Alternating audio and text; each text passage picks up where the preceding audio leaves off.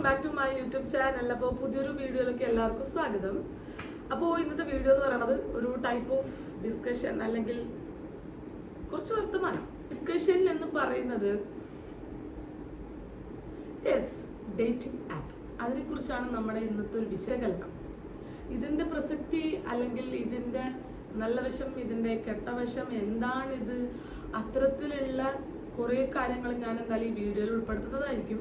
അപ്പോൾ ഇത് ഞാൻ എന്തുകൊണ്ടാണ് ഇങ്ങനൊരു ഇതിനെക്കുറിച്ച് ഞാൻ വീഡിയോ എടുക്കുന്നതെന്ന് വെച്ച് കഴിഞ്ഞാൽ, കുറച്ച് അറിയാത്ത ആൾക്കാരുണ്ട്. ഇത് അറിഞ്ഞിട്ട് ഇതിലേക്ക് വരണം എന്നല്ല, ഇത് എങ്ങനെ നമുക്ക് പ്രിവെൻറ്റ് ചെയ്ത് അല്ലെങ്കിൽ നമ്മുടെ കൂടെയുള്ള ആൾക്കാർ, നമ്മുടെ മക്കൾ, അല്ലെങ്കിൽ നമുക്കറിയുന്ന അനുജത്തിമാർ, അനിയന്മാർ, അങ്ങനെ കുറേ പേരുണ്ടാവുമല്ലോ. സോ അവർക്കൊക്കെ നല്ല ബുദ്ധി പറഞ്ഞു കൊടുക്കാൻ നിങ്ങൾക്ക് വല്ലതും അറിയണ്ടേ. സോ അതുകൊണ്ടാണ് നമ്മൾ ഇത് പറയുന്നത്. അത് മാത്രമല്ല, ഇതൊരു ഒരിക്കലും പുതിയ തലമുറകൾക്ക് പറഞ്ഞു കൊടുക്കുന്നതല്ല, അങ്ങനത്തെ ഒരു ടൈപ്പ് ഓഫ് വീഡിയോ അല്ല.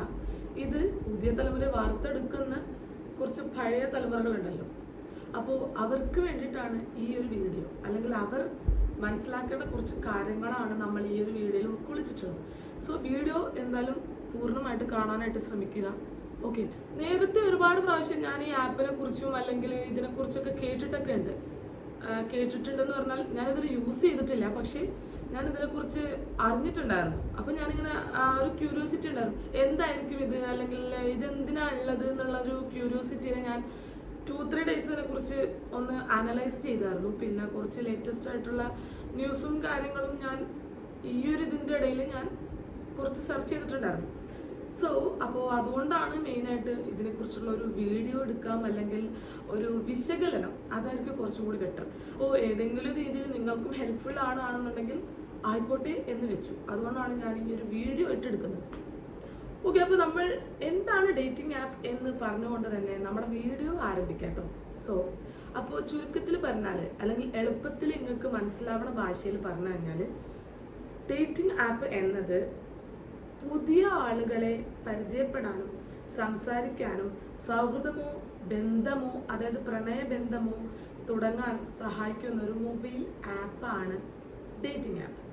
ഓക്കെ, അപ്പോൾ നിങ്ങൾക്കൊരു ചോദ്യം ഉണ്ടാവും, ഇത് തന്നെയല്ലേ വാട്സപ്പ്, അല്ലെങ്കിൽ ഇത് തന്നെയല്ലേ, അല്ലെങ്കിൽ എന്താ പറയുക, ഇൻസ്റ്റഗ്രാം എന്നൊക്കെ പറയാം.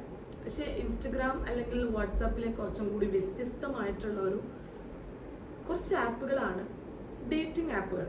Four example Tinder, Bumble, Hinge, Arike, Truly, Madly, Aisle, Grindr. ഇതൊക്കെ കറക്റ്റ് ആണോ എന്നൊക്കെ അറിഞ്ഞൂടാ പ്രൊണൗൺസിയേഷൻ. പക്ഷെ ഞാൻ എന്തെങ്കിലും മിസ്റ്റേക്ക് ഉണ്ടെങ്കിൽ നിങ്ങളത് മെൻഷൻ ചെയ്ത് കമൻറ്റ് ഇട്ടോളൂ. ചിലപ്പോൾ മിസ്റ്റേക്ക് ഉണ്ടാവാം, കാരണം അത്തരത്തിലുള്ളതാണ്. ഇതിൽ കുറച്ചൊക്കെ എളുപ്പത്തിൽ വായിക്കാൻ പറ്റും. പക്ഷേ ഈ ഗ്രിൻഡർ അങ്ങനെ തന്നെയാണോ വായിക്കുന്നത് എനിക്ക് അറിഞ്ഞൂടാ. അപ്പം ഇതൊക്കെയാണ് പ്രധാനപ്പെട്ട ആപ്പുകൾ. നമുക്ക് ഈ ആപ്പുകളുടെ കുറച്ച് ഫീച്ചേഴ്സൊക്കെ നമുക്ക് നോക്കാം. അപ്പം ടിൻഡറിനെ കുറിച്ച് പറയുകയാണെങ്കിൽ, ലോകത്ത് ഏറ്റവും കൂടുതൽ ആളുകൾ ഉപയോഗിക്കുന്ന ഡേറ്റിംഗ് ആപ്പാണ് ടിൻഡർ. അപ്പോൾ ഇത് സ്വൈപ്പ് റൈറ്റ് ലെഫ്റ്റ് സിസ്റ്റമാണ്.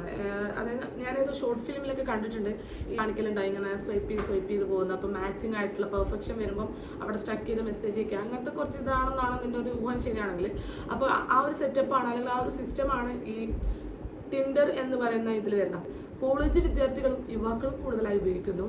കാഷ്വൽ ഡേറ്റിംഗ് കൂടുതലാണ്. അപ്പം കാഷ്വൽ ഡേറ്റിംഗ് കൂടുതലാണ് ഇതിൽ. അപ്പം ഇതാണ് ഈ ഒരു ടിൻഡർ ഡേറ്റിംഗ് ആപ്പിനെ കുറിച്ച് മെയിനായിട്ട് പറയാനുള്ള കുറച്ച് ഫീച്ചേഴ്സ്. ഇനി അടുത്തത് ബംബിൾ. സ്ത്രീകൾ ആദ്യം മെസ്സേജ് അയക്കേണ്ട സംവിധാനം, സുരക്ഷയ്ക്ക് കൂടുതൽ പ്രാധാന്യം, dating plus friendship plus professional networking, ഇതൊക്കെയാണ് ബംബിൾ മെയിനായിട്ട് ലക്ഷ്യം വഹിക്കുന്നത്. സോ മൂന്നാമത്തെ ഹിഞ്ചി എന്നാണോ എന്ന് എനിക്കറിയില്ല, ഞാൻ വേണമെങ്കിൽ അതിൻ്റെ സ്പെല്ലിംഗ് കൂടെ കൊടുക്കാം, മിസ്റ്റേക്ക് സംഭവിച്ചാൽ ക്ഷമിക്കുക. അപ്പോൾ design to be a deleted എന്ന ആശയം, സീരിയസ് റിലേഷൻഷിപ്പ് ലക്ഷ്യമിടുന്നവർക്ക് ചോദ്യോത്തരങ്ങൾ അടിസ്ഥാനമാക്കിയ പ്രൊഫൈൽ. അപ്പോൾ ഇത്തരത്തിലുള്ളതാണ് ഈ സാധനം. ഇനി അടുത്തത് അരികെ. മലയാളികൾക്കായി പ്രത്യേകം രൂപകൽപ്പന ചെയ്ത ഡേറ്റിംഗ് ആപ്പ്.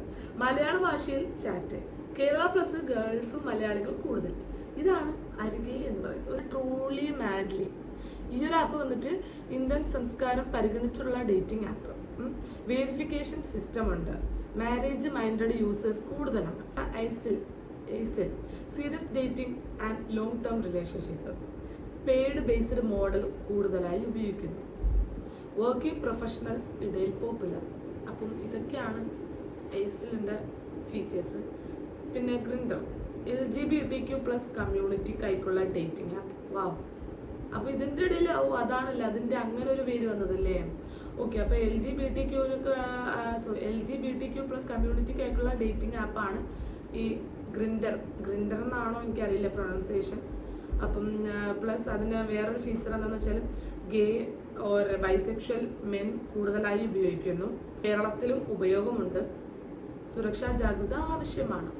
സോ ഇതെനിക്ക് ആദ്യത്തെ ഒരു അറിവാണ് കേട്ടോ. ഞാൻ ഇത്ര നേരം ഡേറ്റിംഗ് ആപ്പ് എന്ന് പറഞ്ഞു കഴിഞ്ഞാൽ ഞാൻ അങ്ങനെ ചിന്തിച്ചിട്ടുള്ളൂ. സോ ഇങ്ങനെ ഒരു ഗ്രൂപ്പ് ഉണ്ടെന്ന് ഞാൻ ഇപ്പോഴാണ് മനസ്സിലാക്കിയത്. സോ അങ്ങനെയാണ്, ഇതൊക്കെയാണ് മെയിനായിട്ട് അല്ലെങ്കിൽ പോപ്പുലർ ആയിട്ടുള്ള കുറച്ച് ഡേറ്റിംഗ് ആപ്സ്. അപ്പോൾ നമ്മൾ നെക്സ്റ്റ് ഡിസ്കസ് ചെയ്യാൻ പോകുന്നത് കേരളത്തിൽ എത്ര പേര് ഡേറ്റിംഗ് ആപ്പുകൾ ഉപയോഗിക്കുന്നു. മൊത്തം കണക്കുകൾ, അതായത് 2025 to 2026 ഒരു അനുമാനം വെച്ചിട്ട് കേരളത്തിൽ ഏകദേശം 8 to 12 ലക്ഷം ആളുകൾ എന്ത് ചെയ്യുന്നു, ഇത് ഉപയോഗിക്കുന്നു എന്നുള്ളതാണ് കണക്ക്.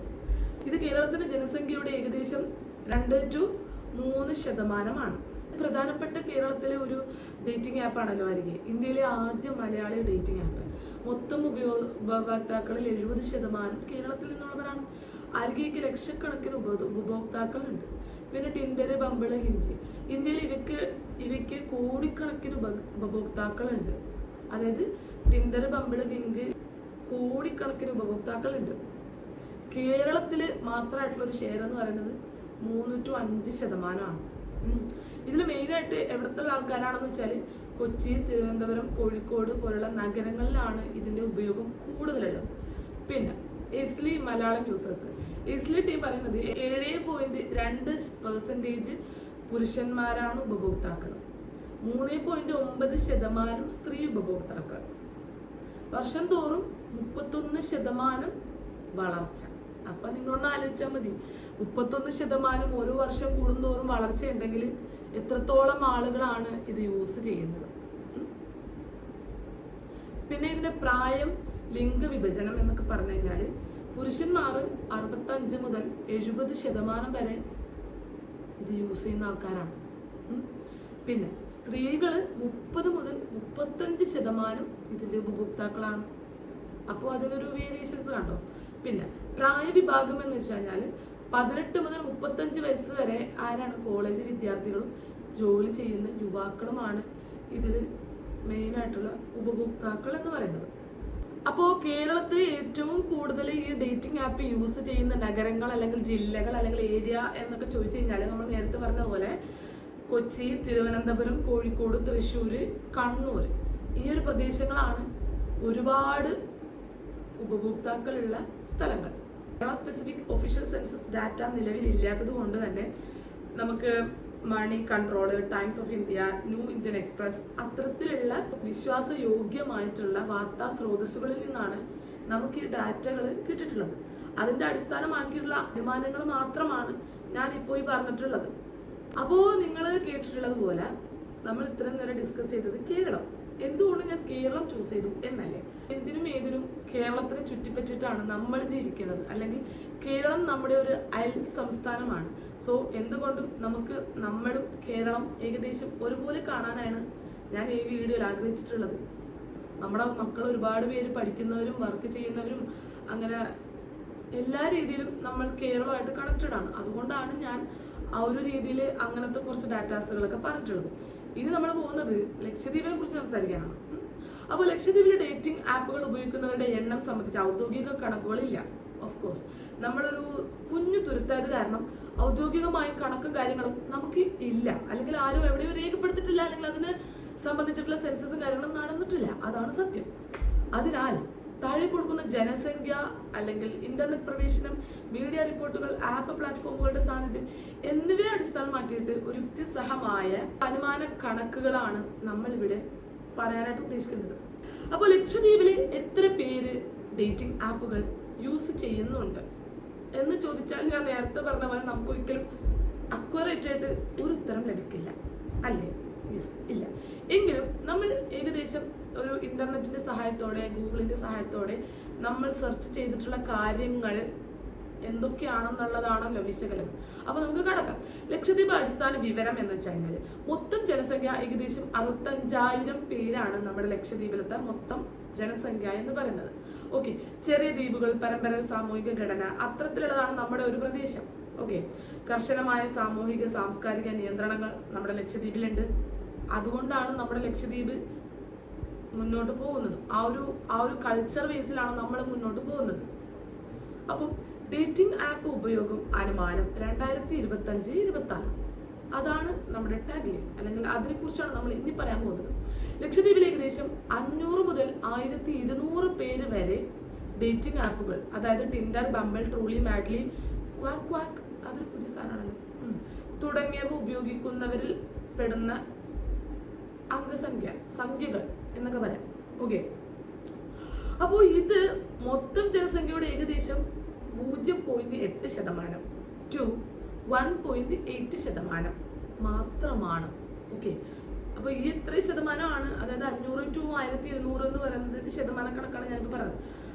അപ്പം അത്ര പേര് ഡേറ്റിംഗ് ആപ്പ് യൂസ് ചെയ്യുന്നുണ്ട് എന്നുള്ള കാര്യമാണ്. എന്തുകൊണ്ടാണ് നമ്മുടെ ലക്ഷദ്വീപിലെ എണ്ണം കുറഞ്ഞു എന്നുള്ള കാര്യം എന്ന് വെച്ച് കഴിഞ്ഞാൽ നമുക്കറിയാം, ചെറിയ ജനസംഖ്യയാണ് നമ്മുടെ ലക്ഷദ്വീപിൽ. സാംസ്കാരിക ആൻഡ് മതപരമായ നിയന്ത്രണങ്ങൾ, പരിചയ വൃത്തങ്ങൾ നേരിട്ടുള്ളതായിരിക്കുക, ഡേറ്റിംഗ് ആപ്പുകൾക്കുള്ള സാമൂഹിക അംഗീകാരക്കുറവ്, പലരും കേരള, മെയിൻലാൻഡ് ഇന്ത്യൻ ലൊക്കേഷൻ ഉപയോഗിച്ച് ആപ്പുകൾ രജിസ്റ്റർ ചെയ്യുന്നു. അതുകൊണ്ടാണ് നമ്മുടെ നാട്ടിൽ ഇതിൻ്റെ ഒരു കുറഞ്ഞതായിട്ട് കാണിക്കുന്നത്. സോ അതാണ് മെയിൻ ആയിട്ടുള്ള ഒരു റീസൺ, അല്ലെങ്കിൽ കുറയാനുള്ള കുറച്ച് ഘടകങ്ങളിൽ പെട്ടിട്ടുള്ളതാണത്. ഇനി ശ്രദ്ധിക്കേണ്ട മറ്റൊരു കാര്യം കൂടി ഞാൻ പറഞ്ഞുതരാം. ലക്ഷദ്വീപിനെ പ്രത്യേകം ലക്ഷ്യമാക്കി പ്രാദേശിക ഡേറ്റിംഗ് ആപ്പ് ഒന്നും തന്നെ ഇല്ല. ചില അന്താരാഷ്ട്ര ഇന്ത്യൻ ആപ്പുകൾ ലക്ഷദ്വീപ് ലൊക്കേഷൻ കാണിച്ചാലും സജീവ ഉപഭോക്താക്കളുടെ എണ്ണം വളരെ കുറവാണ്. അതുകൊണ്ടാണ് പിന്നൊരു റീസൺ എന്തുകൊണ്ടായിരിക്കാം എന്നുള്ളത്. പിന്നെ ട്രൂലി, മാഡ്ലി, ഹൂലോ പോലുള്ള ആപ്പുകൾ ലക്ഷദ്വീപ് ഉൾപ്പെടുത്തുന്നുവെങ്കിലും കേരളവുമായി താരതമ്യപ്പെടുത്തുമ്പോൾ ഉപയോഗം വളരെ കുറവാണ്. കേരളമായിട്ട് താരതമ്യപ്പെടുത്തുമ്പോൾ കേരളം കുറവാണ്. ഇനി നമ്മൾ വിശകലനം ചെയ്യാൻ ഉദ്ദേശിക്കുന്നത് കേരള ആൻഡ് ലക്ഷദ്വീപ്, ഇതിലുള്ള കുറച്ച് ഫാക്ടേഴ്സ്, അല്ലെങ്കിൽ ഈ ഡേറ്റിംഗ് ആപ്പ് റിലേറ്റഡ് ആയിട്ടുള്ള കുറച്ച് ഫാക്ടേഴ്സിനെ കുറിച്ചാണ് നമ്മൾ ഈ പറഞ്ഞിട്ടുള്ളത്. തന്നെ ഒരു ഗ്രാഫ് ചാർട്ട് പോലെ നമുക്ക് നോക്കാം. അതായത് ഒന്നാമത്തത് ജനസംഖ്യ. 3.5 കോടി ജനസംഖ്യ നമ്മുടെ കേരളത്തിലുണ്ട്. ഇതേ തന്നെ ലക്ഷദ്വീപിൽ 65,000 ജനസംഖ്യ ആണ് ലക്ഷദ്വീപിൽ. ഇനി ഡേറ്റിംഗ് ആപ്പ് ഉപഭോക്താക്കൾ, അത് 8 to 12 ലക്ഷം ആണ് ഏകദേശ അനുമാനം. ഇത് തന്നെ ലക്ഷദ്വീപിൽ വരുമ്പോൾ 500 to 1200 ആണ് അനുമാനം. ഓക്കെ, ഇത് ശതമാനം ബേസിൽ നോക്കുകയാണെങ്കിൽ 2 to 3% കേരളത്തിലുണ്ട്. ഓക്കെ, 0.8% to 1.8% വരെ ലക്ഷദ്വീപിലുണ്ട്. അത് പിന്നെ ഉപയോഗം കൂടുതലുള്ള പ്രദേശങ്ങൾ കേരളത്തിൽ കൊച്ചി, ട്രിവാൻഡ്രം, കോഴിക്കോടാണ് പ്രധാനപ്പെട്ട കൂടുതലായിട്ട് കാണപ്പെടുന്നത് ഉപഭോക്താക്കൾ. ഇനി ലക്ഷദ്വീപിൽ മിനിമലാണ്, കുറച്ച് ദ്വീപുകളേ ഉള്ളൂ. ദ്വീപുകൾ എവിടെയാണെന്ന് ഇവിടെ പറയുന്നില്ല, കുറച്ച് ദ്വീപുകൾ എന്ന് മാത്രമേ പറയുന്നുള്ളൂ. ഇനി ഉപയോഗിക്കുന്ന ആപ്പുകൾ കേരളത്തിൽ ടിൻഡർ, ബംബിൾ, അരികെ, ഹിഞ്ച് അതൊക്കെയാണ്. ഇനി ലക്ഷദ്വീപിൽ ടിൻഡർ, ട്രൂലി, മാഡ്ലി ഇതാണ് മെയിനായിട്ട് യൂസ് ചെയ്യുന്നത്. ഇനി സാമൂഹിക അംഗീകാരം മിതം അല്ലെങ്കിൽ കൂടുതലായിട്ട് കാണപ്പെടുന്നതാണ്, അല്ലെങ്കിൽ സമൂഹം ഏറ്റെടുത്തിട്ടുള്ള, അല്ലെങ്കിൽ സമൂഹം അതിനെ എക്സ്പ്ലോർ ചെയ്തിട്ടുള്ളത് കൂടുതലാണ് കേരളത്തിൽ.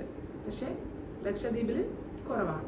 പ്രധാന പ്രായം എന്ന് പറയുന്നത് 18 മുതൽ 35 വയസ്സ് വരെ കേരളത്തിലെ ആളുകൾ യൂസ് ചെയ്യുന്നു എങ്കിൽ നമ്മുടെ ലക്ഷദ്വീപിൽ 20 മുതൽ 35 വയസ്സ് വരെയുള്ള ആൾക്കാർ ഇതിൽ ആക്റ്റീവ് ആണ്. അപ്പോൾ അടുത്ത് നമ്മൾ പറയാൻ പോകുന്നത് എന്തുകൊണ്ടാണ് ഇത്രയും വലിയ വ്യത്യാസം സംഭവിച്ചു എന്നുള്ളതിനെ കുറിച്ചുള്ള ഒരു വിശകലനമാണ്. അതായത് കേരളത്തിൽ നവവൽക്കരണം, ഉയർന്ന ഇന്റർനെറ്റ് ഉപയോഗം, ജോലി, പഠനം കാരണം വ്യക്തിപരമായ ബന്ധങ്ങൾ ഓൺലൈനിലേക്ക്, മലയാളികൾക്കായി പ്രത്യേക ആപ്പുകൾ പോലുള്ളതൊക്കെ അവർക്ക് കുറച്ചുകൂടി പ്രചോദനമാണ് അതിലേക്ക് പോകാനായിട്ട്. അതൊക്കെയാണ് കേരളത്തിലെ എന്തുകൊണ്ട് കൂടാനുള്ള കുറച്ച് ചാൻസസ്. പിന്നെ ലക്ഷദ്വീപിൽ എന്തുകൊണ്ട് കുറയാനുള്ള ചാൻസസ് എന്നുകൂടി പറയാം.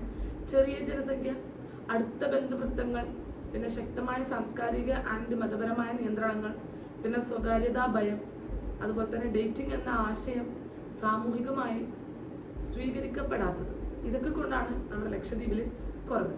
ഒരിക്കൽ കൂടി ഞാൻ പറയാം എന്താണ് ഡേറ്റിംഗ് ആപ്പ്. ഡേറ്റിംഗ് ആപ്പ് എന്ന് പറഞ്ഞു കഴിഞ്ഞാൽ മൊബൈൽ അല്ലെങ്കിൽ വെബ് ആപ്ലിക്കേഷൻ ഉപയോഗിച്ച് ഒരു പുതിയ ആളുകളെ പരിചയപ്പെടാനും സൗഹൃദം, പ്രണയം, ചിലപ്പോൾ വിവാഹബന്ധം വരെ രൂപപ്പെടുത്താനും സഹായിക്കുന്ന അല്ലെങ്കിൽ സാധിക്കുന്ന ഒരു പ്ലാറ്റ്ഫോമാണ് ഡേറ്റിംഗ് ആപ്പ്. അപ്പോൾ ഇത് എങ്ങനെയാണ് പ്രവർത്തിക്കുന്നത് എന്നൊക്കെ ചോദിച്ചു കഴിഞ്ഞാൽ ഒരു പ്രൊഫൈൽ ക്രിയേറ്റ് ചെയ്യേണ്ടി വരും. ഏതാണ് ആപ്പ്, അതിൽ നമ്മൾ അത് പ്രൊഫൈൽ ക്രിയേറ്റ് ചെയ്യും. അതിൽ ഫോട്ടോ, പ്രായം, താല്പര്യങ്ങൾ എന്നിവ അടങ്ങുന്ന ഒരു മനുഷ്യൻ്റെ ഇഷ്ടത്തിലുള്ള കാര്യങ്ങളും ഫീച്ചേഴ്സുകളൊക്കെ നമ്മൾ എന്ത് ചെയ്യും, ഇൻക്ലൂഡ് ചെയ്യും. എന്നിട്ട് ലൊക്കേഷൻ, ഇഷ്ടങ്ങൾ അടിസ്ഥാനമാക്കിയുള്ള മാച്ചസ്, അങ്ങനത്തെ കുറച്ച് കാര്യങ്ങളൊക്കെ നമ്മൾ എന്ത് ചെയ്യും, ഇതിൽ ഇൻക്ലൂഡ് ചെയ്യും. പിന്നെ ഇരുവരും ഇഷ്ടമായാൽ ചാറ്റ്, കോള് എന്നിവയൊക്കെ നമുക്ക് ഫ്രീ ആയിട്ട് ചെയ്യാൻ പറ്റും. ഫ്രീ ആണോ എന്ന് എനിക്ക് അറിഞ്ഞുകൂടാ. ചില ആപ്പുകളൊക്കെ പേയ്മെന്റ് ഉണ്ട് തോന്നുന്നു. സോ അത് ഉപയോഗിച്ചവർക്ക് അതിനെ അറിയാൻ പറ്റത്തുള്ളൂ. ഞാൻ ഇതുവരെ യൂസ് ചെയ്തതുകൊണ്ട് അത് കുറച്ച് ടാസ്ക് ആണോ ഇല്ല, നമ്മൾ വിശകലനം മാത്രമല്ലേ ചെയ്യുന്നു, അല്ലാണ്ട് മൊത്തത്തിൽ അങ്ങനെ ചെയ്യുന്നില്ല. സോ അപ്പം അതൊക്കെ എന്താ, ചാറ്റ് ചെയ്യാം, കോൾ ചെയ്യാം, അങ്ങനത്തെ കാര്യങ്ങളൊക്കെ ചെയ്യുന്നുണ്ട്. പിന്നെ പിന്നീട് നേരിൽ കാണാം. ചിലപ്പോൾ ഒരു പക്ഷേ പ്രൊഫൈൽ ക്രിയേറ്റ് ചെയ്യുന്നു, ഇഷ്ടപ്പെട്ട ഒരാളെ മാച്ച് കാണുന്നു, കോൾ ചെയ്യുന്നു, മെസ്സേജ് ചെയ്യുന്നു, അതുവരെ കുഴപ്പമില്ലാത്ത പരിപാടികളാണ്. പിന്നീട് നേരിൽ കാണുന്നു എന്നുള്ളത് അവിടെ നിന്നാണ് നമുക്ക് എന്ത് തുടങ്ങുന്നത്, നമ്മുടെ റിയൽ ടാസ്ക് സ്റ്റാർട്ട് ചെയ്യും. എന്തുകൊണ്ടാണ് ഞാൻ ഇത്ര ഭീകരമായിട്ട് ഈ കാര്യം പറയുന്നത് വെച്ചാൽ നമ്മുടെ ചുറ്റുപാട് അല്ലെങ്കിൽ നമ്മുടെ ഇന്നത്തെ ജനറേഷൻ പോയിക്കൊണ്ടിരിക്കുന്ന കുറച്ച് അങ്കലാപ്പ് പിടിച്ച സിറ്റുവേഷൻ ആയതുകൊണ്ടാണ്. അതെന്തായാലും ഞാൻ ഈ വീഡിയോന്റെ അവസാനം പറയുന്നതായിരിക്കും. നമുക്കത് ഡേറ്റിംഗ് ആപ്പിനെ കുറിച്ചുള്ള വിശകലനം ഇതുവരെ തീർന്നിട്ടില്ല. സോ ഇനി ഡേറ്റിംഗ് ആപ്പുകളുടെ നല്ല വശങ്ങൾ, ഏതൊരു കാര്യത്തിലും നല്ല വശം ഉണ്ടാവും, മോശം വശം ഉണ്ടാവും. സോ നമുക്ക് അതിനെക്കുറിച്ചൊന്ന് ഡിസ്കസ് ചെയ്യാം. ഡേറ്റിംഗ് ആപ്പുകളുടെ നല്ല വശങ്ങൾ എന്ന് പറഞ്ഞു കഴിഞ്ഞാൽ പുതിയ ആളുകളെ പരിചയപ്പെടാൻ സൗകര്യം ഉള്ളൊരു പ്ലാറ്റ്ഫോം ആയിരിക്കും എന്ത്, ഡേറ്റിംഗ് ആപ്പ്. അതുപോലെ സമയം ലാഭം, അതായത് ജോലി, പഠനം ചെയ്യുന്നവർക്ക് കുറച്ചും കൂടി എന്താ പറയുക, ഓൺലൈൻ ആയതുകൊണ്ട് തന്നെ നമുക്ക് നമ്മുടെ എനർജി വേസ്റ്റ് ഇല്ലാണ്ട് കുറച്ച് ആക്റ്റീവ് ആവാം എന്നുള്ളതായിരിക്കും ഇവിടെ സമയം ലാഭം കൊണ്ട് ഉദ്ദേശിക്കുന്നത്.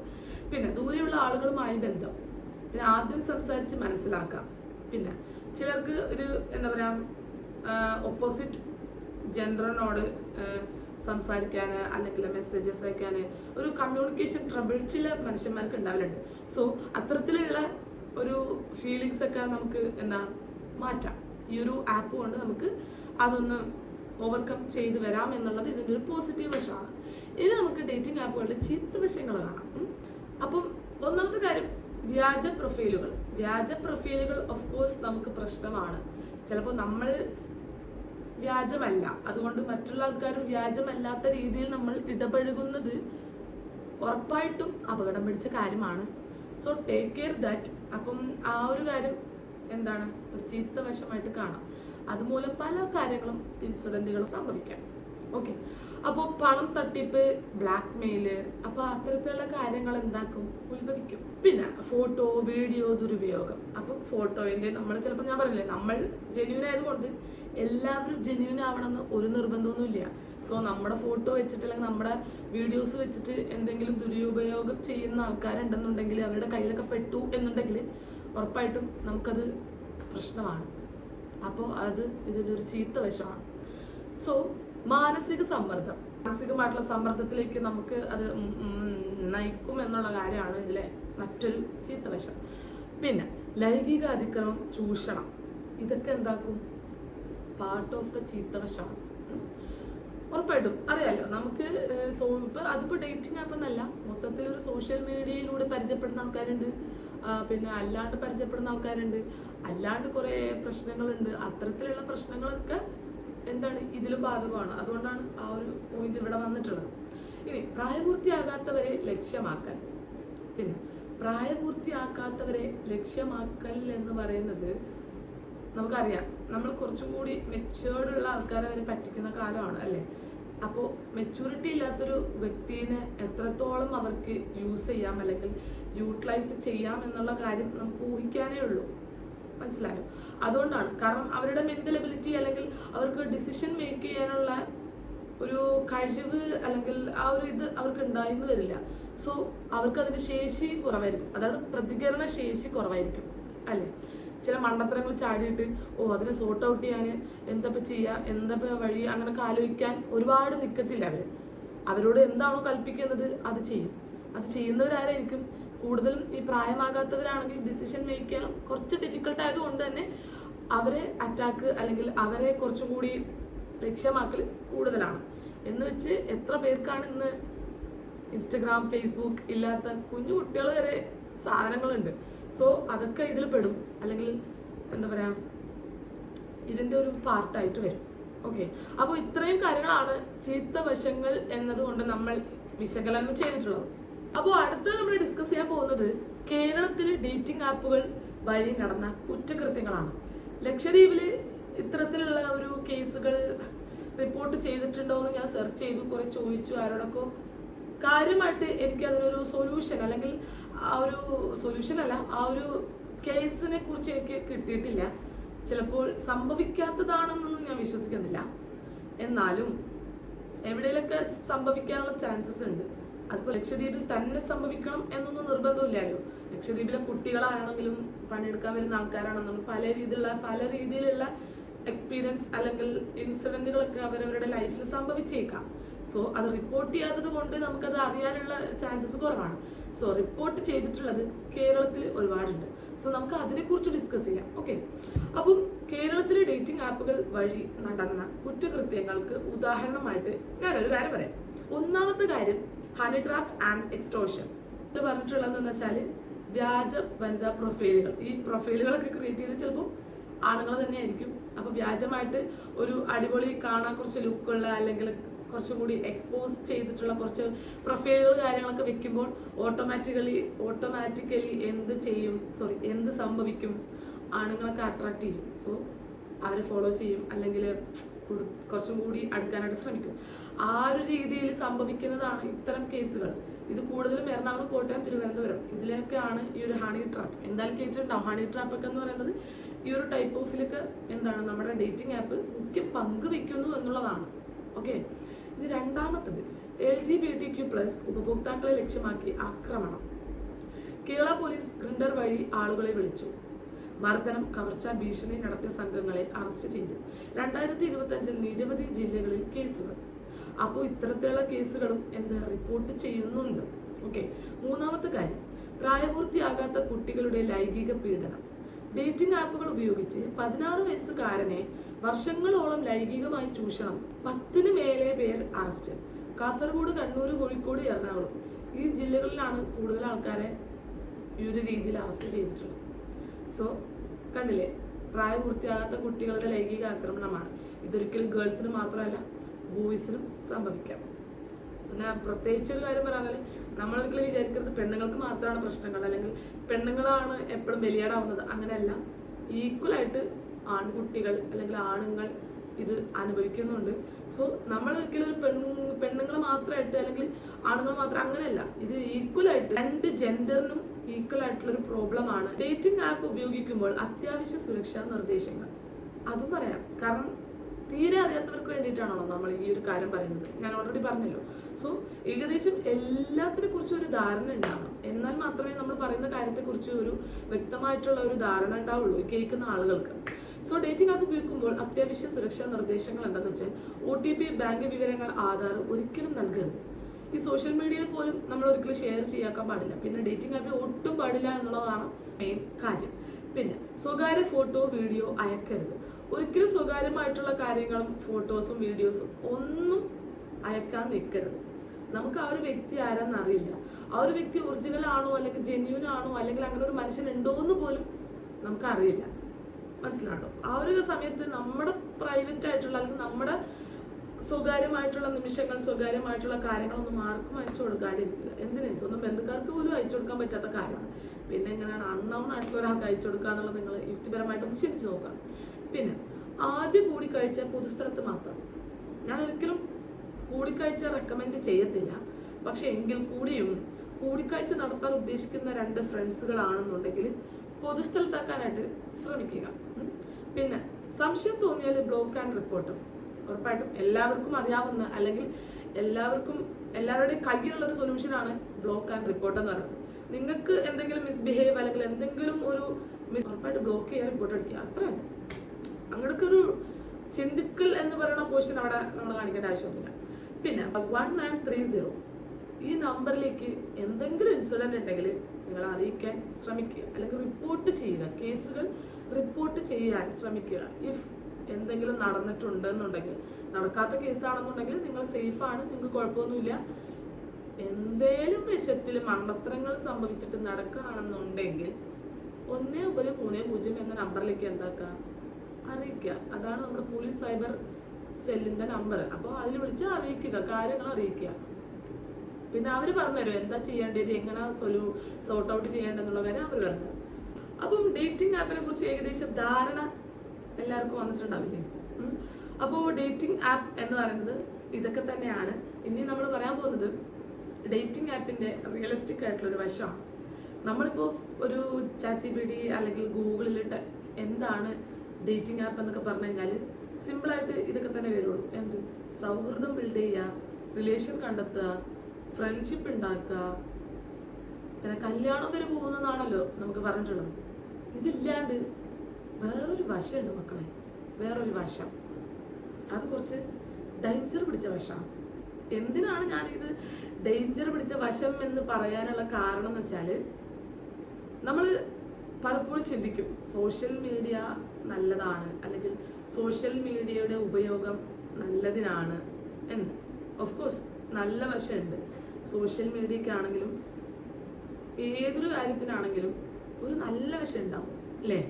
അതുപോലെ തന്നെ ഒരു കെട്ട വശവും ഉണ്ടാവും. ഓക്കെ, അപ്പൊ ഡേറ്റിംഗ് ആപ്പിന്റെ നല്ല വശം വളരെ ചുരുക്കമാണ്. ഇല്ല എന്നൊന്നും ഞാൻ പറയത്തില്ല, റെയറാണ്. നല്ല വശം ഉള്ളത് റെയറാണ്. ഓക്കെ, പിന്നെ ചില സമയങ്ങളിൽ നല്ല വശത്തിലൂടെ തന്നെ തുടങ്ങത്തുള്ളൂ, പക്ഷെ എൻഡിങ് ഒരു മോശം വശത്തിലേക്ക് നമ്മളെ കൊണ്ടെത്തിക്കാൻ കഴിവുള്ള ഒരു ആപ്പാണ് ഡേറ്റിംഗ് ആപ്പ്. അതിന് മുന്നേ ഞാൻ ഒരു കഥയും കൂടി പറഞ്ഞുതരാം. വെറും ഒരു സ്റ്റോറി അല്ല, ഇതൊരു നടന്നിട്ടുള്ള ഒരു സംഭവമാണ്. ഇതിനു മുന്നേ നമ്മൾ വിശദീകരിച്ചതും ഒരു നടന്നിട്ടുള്ള സംഭവങ്ങൾ തന്നെയാണ്. പക്ഷെ എന്നാലും എല്ലാവരുടെയും ഒരു അറിവിലേക്ക് കുറച്ചും കൂടി ഡേറ്റിംഗ് ആപ്പ് എങ്ങനെയാണ് ഈ ഒരു സംഭവത്തിലോട്ട് എത്തിക്കുന്നത് എന്നുള്ളതിന്റെ റൂട്ട് മനസ്സിലാക്കാൻ വേണ്ടിയിട്ടാണ് ഞാൻ ഈ ഒരു കഥ പറയുന്നത്. ഓക്കെ, അപ്പൊ സംഭവം നടന്നത് കൊച്ചിയിലാണ്. വർഷം 2023. ഒരു യുവാവ്, എറണാകുളത്ത് വർക്ക് ചെയ്യുന്ന ഒരു യുവാവാണ്. ഈ ഒരു യുവാവ് ഡേറ്റിംഗ് ആപ്പിലൂടെ ഒരു ആളെ പരിചയപ്പെട്ട ആളുമായിട്ട് നേരിൽ കാണാനായിട്ട് തീരുമാനിച്ചു. ഈ ഒരു കാര്യം നടക്കുന്നതിന് മുന്നേ ആ ആൾക്ക് തോന്നിയിട്ടുള്ള കാര്യങ്ങൾ എന്താണെന്ന് വെച്ചാല് വിശ്വാസം തോന്നിക്കുന്ന രീതിയിലുള്ള സംസാരം ആയിരുന്നു അവര് തമ്മിലുണ്ടായിരുന്നത്. അത് മാത്രമല്ല, പല ദിവസങ്ങളായിട്ട് ചാറ്റ് ചെയ്തിട്ടുള്ളവരാണ്. പിന്നെ സേഫ് ആണെന്നുള്ള ഒരു ധാരണ ആ ഒരു യുവാവിനുണ്ടായി. പിന്നെ എന്താണ് സംഭവിച്ചത്? ആപ്പ് വഴി പരിചയപ്പെട്ടിട്ടുള്ള ആ ഒരു യുവാവിനെ ഒറ്റപ്പെട്ട സ്ഥലത്തേക്ക് വിളിച്ചു. അവിടെ ആക്രമണവും കവർച്ചയും നടന്നു. ഗുരുതരമായി പരിക്കേറ്റ് യുവാവ് മരണപ്പെട്ടു. പിന്നീട് നടന്ന അന്വേഷണത്തിന്റെ ഭാഗമായി ഇത് മുൻകൂട്ടി പ്ലാൻ ചെയ്ത കുറ്റകൃത്യമായിരുന്നു. ഡേറ്റിംഗ് ആപ്പ് ഉപയോഗിച്ച് ആളുകളെ കുടുക്കുന്ന സംഘം പ്രവർത്തിച്ചിരുന്നതായി പോലീസ് കണ്ടെത്തി. പ്രതികൾ അറസ്റ്റ്. ഇങ്ങനെയാണ് നമ്മുടെ കാലം പോകുന്നത്. ഇത് നമ്മൾ വിചാരിക്കും ഒരാൾക്ക് മാത്രമാണെന്ന്. പല മൂലയിലും മുക്കിലും ഇതേ സംഭവങ്ങൾ തുടർന്നുകൊണ്ടേയിരിക്കുകയാണ്. With the help of dating app. ഒരിക്കലും ഡേറ്റിംഗ് ആപ്പിനെ മാത്രമായിട്ട് ഞാൻ പറയത്തില്ല. ഇന്റർനെറ്റ് യൂസ് ചെയ്ത് മറ്റൊരാളിലേക്ക് കണക്ട് ചെയ്യുന്ന എല്ലാ സംവിധാനത്തിലും ഇത്തരം പ്രശ്നങ്ങൾ ഒളിഞ്ഞിരിക്കുന്നു എന്നുള്ളതാണ് വാസ്തവം. അപ്പോൾ ഞാൻ പറഞ്ഞല്ലോ, ഒറ്റപ്പെട്ടൊരു സംഭവമല്ല ഇത്തരത്തിലുള്ള സംഭവങ്ങൾ. ഇതൊരു ആണിന് മാത്രമല്ല, പെണ്ണുങ്ങൾക്കും ഇതേപോലെ സംഭവിക്കുന്നത് ഇന്ന് കുറച്ചും കൂടി സുലഭമായിട്ട് എനിക്ക് തോന്നിയിട്ടുണ്ട്. പിന്നെ പേഴ്സണലി ഞാൻ ഒരു സ്ഥലത്തെക്കുറിച്ച് മാത്രമായിട്ട് പറയുന്നതല്ല, നമ്മുടെ ലക്ഷദ്വീപിൽ നിന്ന് ഒരുപാട് കുട്ടികളാണ് കേരളത്തിലോട്ടും പുറം സംസ്ഥാനങ്ങളിലോട്ടും പഠിക്കാനായിട്ട്, പെൺകുട്ടികളായാലും ആൺകുട്ടികളായാലും കുറേ പേരാണ് പോകുന്നത് അല്ലേ? നമ്മളെന്തിനാ വിടുന്നത്? പഠിക്കാൻ തന്നെ. യെസ്, പഠിക്കാൻ തന്നെ. പക്ഷെ എന്നാലും നമ്മുടെ മക്കളെ നമ്മൾ ഇത്ര വിശ്വസിച്ചാലും അവരുടെ ചുറ്റുപാട് നമുക്ക് അറിയത്തില്ല. അവര് ഏത് രീതിയിലാണ് കടന്നു പോകുന്നത്, അല്ലെങ്കിൽ അവരുടെ ചുറ്റുപാട് എത്തരത്തിലുള്ള ആൾക്കാരാണ്, എങ്ങനത്തെ സിറ്റുവേഷൻ ആണെന്നൊന്നും നമുക്ക് അറിയത്തില്ലല്ലോ. നമ്മുടെ നാട്ടിലാണുള്ളത്. ആ ഒരു സമയങ്ങളിൽ നമ്മളെപ്പോഴും മക്കൾക്ക് എന്ത് തുറന്നു പറയാനുള്ള ഒരു സ്ഥലമാക്കി നമ്മുടെ റിലേഷൻഷിപ്പ് അല്ലെങ്കിൽ മാതാപിതാക്കൾ മക്കൾ എന്ന് പറയുന്നത് എന്തും തുറന്നു പറയാനുള്ള ഒരു സ്പേസ് എപ്പോഴും അവർക്ക് മാറ്റി കൊടുക്കുക അല്ലെങ്കിൽ മാറ്റി വെക്കുക. അത് എപ്പോഴും ഉണ്ടാവണം. എപ്പോഴും ഏതൊരു കല്യാണം കഴിഞ്ഞ് കുട്ടികളെ അങ്ങനെ ഏത് രീതിയിൽ പോവുകയാണെന്നുണ്ടെങ്കിലും ആ ഒരു സ്പേസ് മക്കൾക്ക് വേണ്ടി എപ്പോഴും മാറ്റി വെക്കാനായിട്ട് എല്ലാ മാതാപിതാക്കളും ശ്രമിക്കുക എന്നുള്ളത് എൻ്റെ ഒരു ഹംബിൾ റിക്വസ്റ്റ് ആണ്. ഓക്കെ, അപ്പം അങ്ങനെയാണെന്നുണ്ടെങ്കിൽ ചില കാര്യങ്ങളിലൊക്കെ നമുക്ക് എന്താക്കാൻ പറ്റും, സോർട്ട് ഔട്ട് ചെയ്യാൻ പറ്റും, അല്ലെങ്കിൽ സൊല്യൂഷൻ കണ്ടെത്താൻ നമുക്ക് നമ്മുടെ കുട്ടികൾക്ക് എന്തെങ്കിലും പ്രശ്നം ഭാവിയിൽ വരാണ്ടിരിക്കട്ടെ, അങ്ങനെ തന്നെയാണ് ഞാൻ ആഗ്രഹിക്കുന്നത്. എന്നാൽ കൂടിയും സൊസൈറ്റിയിലെ ഒരു സിറ്റുവേഷൻ കാരണം സംഭവിക്കാവുന്ന കുറച്ച് പ്രശ്നങ്ങളിൽ നിന്ന് നമുക്ക് സോർട്ട് ഔട്ട് ചെയ്യാനായിട്ട് മക്കൾ നമ്മളെ അടുത്ത് ഷെയർ ചെയ്യുന്നുണ്ടെങ്കിൽ ഒരു പരിധി വരെ നമുക്കത് സോൾവ് ചെയ്യാൻ പറ്റും എന്നുള്ളത് ഞാൻ മനസ്സിലാക്കിയിട്ടുള്ള ഒരു കാര്യമാണ്. ഇത് ഇന്നത്തെ കാലത്ത് ഒരുപാട് മോശം വഴികളാണ് ഉള്ളത്. അതിൽപ്പെട്ട ഒരു മോശം വഴി മാത്രമാണ് ഡേറ്റിംഗ് ആപ്പ്. ഡേറ്റിംഗ് ആപ്പ് കൊണ്ട് മാത്രമാണ് ഇത്രയും പ്രശ്നം വരുന്നു എന്നൊന്നുമല്ല ഞാൻ പറയുന്നത്. ഡേറ്റിംഗ് ആപ്പ് ഇസ് അനദർ പാർട്ടാണ്, അത്രമാത്രം. സോ ഇതുണ്ടെങ്കിലും പ്രശ്നം വരാണ്ടിരിക്കാനും പറ്റും, പ്രശ്നം വരാനും എളുപ്പമാണെന്ന് മാത്രം. ഏതൊരു കാര്യമാണെന്നുണ്ടെങ്കിലും നമ്മൾ ഒരു മനുഷ്യന്മാരുടെ ഒരു മെന്റാലിറ്റി പോലെ ഇരിക്കും.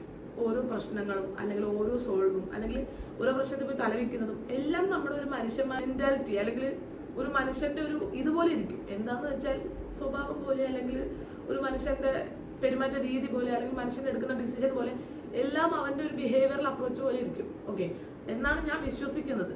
മനസ്സിലാണോ? അപ്പം അതാണ് എനിക്ക് പറയാനുള്ള കുറച്ച് കാര്യങ്ങൾ. പിന്നെ എന്താന്ന് വെച്ച് കഴിഞ്ഞാല് പലരും ഡേറ്റിംഗ് ആപ്പ് ഇപ്പം ഞാൻ നിങ്ങൾക്ക് സിമ്പിളായിട്ട് കുറേ കാര്യങ്ങളൊക്കെ പറഞ്ഞു തന്നു. അപ്പോൾ ഈ ഡേറ്റിംഗ് ആപ്പ് നമുക്കൊരിക്കലും എങ്ങനെയാണ് ഇനിയിപ്പം ഏത് രീതിയിലാണ് ഡേറ്റിംഗ് ആപ്പ് നമ്മുടെ മക്കളെയൊക്കെ എഫക്റ്റ് ചെയ്യാന്ന് വെച്ച് കഴിഞ്ഞാൽ ഈ പറഞ്ഞ പോലെ ആദ്യം ചിലപ്പോൾ ഒരു സിമ്പിൾ ഹായിലായിരിക്കും തുടങ്ങുക. ആദ്യം മെസ്സേജ് അയച്ച് പിന്നെ കോളിങ്ങിലാവും, പിന്നെ കോൾ ചെയ്ത് സംസാരിച്ച് പിന്നെ നേരിലൊന്ന് കണ്ടാലോ എന്ന് തോന്നും. നേരിൽ കണ്ട് അത്ര തന്നെ. അപ്പോൾ നേരിൽ കാണുമ്പോൾ പലതും സംഭവിക്കാം. കാലം അത്ര നല്ല വെടുപ്പുള്ള കാലമല്ല മക്കളെ. ഞാൻ 100% നന്നായിട്ടാണ് അല്ലെങ്കിൽ നല്ല തള്ളയാണ് എന്നുള്ള രീതിയിലല്ല കേട്ടോ പറയുന്നത്. എനിക്ക് പറയണമെന്ന് തോന്നി. ഈ ഒരു രീതിയിലും ഈ ഒരു കാഴ്ചപ്പാടിനെ കുറിച്ച് എനിക്ക് കുറച്ച് രണ്ടാമത് സംസാരിക്കണമെന്ന് തോന്നി. അതുകൊണ്ട് മാത്രമാണ് ഞാൻ ഈ ഒരു വീഡിയോ എടുക്കുന്നതും അപ്ലോഡ് ചെയ്തിട്ടുള്ളത്. ബാക്കി നിങ്ങളുടേതാണ്. ഇപ്പൊ നിങ്ങൾക്ക് എന്തെങ്കിലും സംഭവിച്ചാൽ എനിക്കൊന്നും പോവാനില്ല, അല്ലെങ്കിൽ എനിക്കെന്തെങ്കിലും സംഭവിച്ചാൽ നിങ്ങൾക്കും ഒന്നും പോവാനില്ല. അവനവന് നല്ലത് ചൂസ് ചെയ്താൽ അവനവന് നന്ന്, അത്രമാത്രം, അത് മാത്രം. പിന്നെ ഞാൻ ഈ വീഡിയോ എടുക്കാനുള്ള തുടക്കത്തിലേ പറഞ്ഞ പോലെ ഒരിക്കലും ഒരു ന്യൂജൻ പിള്ളേർക്ക് വേണ്ടി മാത്രമായിട്ടുള്ള വീഡിയോ അല്ല. ഇതൊന്നും അറിയാത്ത അല്ലെങ്കിൽ ചിലപ്പോൾ മക്കൾ യൂസ് ചെയ്യുന്നുണ്ടാവും, വാപ്പക്കും ഉമ്മക്കും അല്ലെങ്കിൽ പാരൻസ് ഇതിനെ കുറിച്ച് അറിവില്ലാത്തത് കൊണ്ട് അവർ ചിലപ്പോൾ മൈൻഡില്ല. ആ ഒരു സിറ്റുവേഷനിൽ ആവരുത് നിങ്ങൾ, പാരൻസ് നിങ്ങൾ ആവരുത് എന്നുള്ള രീതികൾക്ക് മാത്രമാണ് ഞാനിത് പറയുന്നത്. സോ അത്യാവശ്യം എല്ലാ കാര്യത്തെക്കുറിച്ചും അവെയർ ആവുക, എങ്കിൽ മാത്രമേ നമുക്ക് നല്ലൊരു ഡിസിഷൻ മേക്ക് ചെയ്യാൻ പറ്റത്തുള്ളൂ. അല്ലെങ്കിൽ ഒരു പ്രോബ്ലം വന്നെങ്കിൽ സൊല്യൂഷൻ കണ്ടെത്താൻ പറ്റത്തുള്ളൂ, അല്ലെങ്കിൽ ഒരു പ്രോബ്ലം സ്റ്റോപ്പ് ചെയ്യാൻ പറ്റത്തുള്ളൂ. അപ്പം നമുക്ക് എന്ത് വേണം, എല്ലാത്തിനെ കുറിച്ചും ഒരു അവയർനെസ് വേണം അല്ലേ, ഏതൊരു കാര്യത്തെക്കുറിച്ചും. അപ്പോൾ ഇത് വന്നിട്ട് ഒരു ഡേറ്റിംഗ് ആപ്പിനെ കുറിച്ചുള്ള അവയർനെസ് മാത്രമാണ്. ഇത്രേ ഉള്ളൂ. ഇതാണ് എൻ്റെ ഒരു ഡേറ്റിംഗ് ആപ്പിന്റെ വിശകലനം. ഞാൻ 2-3 ദിവസമായിട്ട് പഠിച്ചിട്ടുള്ളത് ഇത്രയാണോ എന്നൊക്കെ ചോദിച്ചാൽ അല്ല. ഇതൊരു വലിയൊരു ടോപ്പിക്കാണ്. ഇതിനെ കുറിച്ച് പറയാൻ നിന്നാൽ ചിലപ്പോൾ മണിക്കൂറുകളാകും. കാരണം അത്രയ്ക്കുണ്ട് കഥകളും സ്റ്റോറീസും. ചില കഥകളൊക്കെ കേട്ടിട്ട് എന്നെ കിളിയടക്കം പറഞ്ഞുപോയി. ഏകദേശം ഒരു ധാരണ കിട്ടി എന്നുള്ളത് ഞാൻ മനസ്സിലാക്കുന്നു. ധാരണ കിട്ടുകയാണെങ്കിൽ ഉറപ്പായിട്ട് നിങ്ങൾ കമന്റ് ബോക്സിൽ അറിയിക്കുക. പിന്നെ അത്രേ ഉള്ളൂ. അപ്പോൾ അടുത്ത് ഏതിനെ കുറിച്ചാണ് അല്ലെങ്കിൽ എന്തിനെ കുറിച്ചാണ് നിങ്ങൾക്ക് അറിയണം എന്നുള്ളത് നിങ്ങൾ കമന്റ് ബോക്സിൽ അറിയിക്കുകയാണെങ്കിൽ മാത്രം. ഇല്ലെന്നുണ്ടെങ്കിൽ ഞാൻ എനിക്ക് സംസാരിക്കാൻ ഇഷ്ടമുള്ള ടോപ്പിക്കിൽ ഞാൻ വീഡിയോ ആയിട്ട് വരുന്നതായിരിക്കും. വീഡിയോ എല്ലാവർക്കും ഇഷ്ടപ്പെട്ടു അല്ലെങ്കിൽ ഇൻഫോർമേറ്റീവ് ആയി എന്ന് ഞാൻ വിശ്വസിക്കുന്നു. വിശ്വാസം മാത്രമാണോ അല്ലെങ്കിൽ അങ്ങനെ തന്നെ ആണോ എന്നുള്ളത് കുറച്ച് പേരെങ്കിലും ഒന്ന് കമന്റ് ചെയ്താൽ സന്തോഷമായിരിക്കും എനിക്ക്. വേറെ ഒന്നുകൊണ്ടല്ല, കാരണം അങ്ങനെ കമന്റ്സ് ഒന്നും കാണാറില്ല. അപ്പൊ ഞാൻ കൺഫ്യൂസ്ഡ് ആണ്.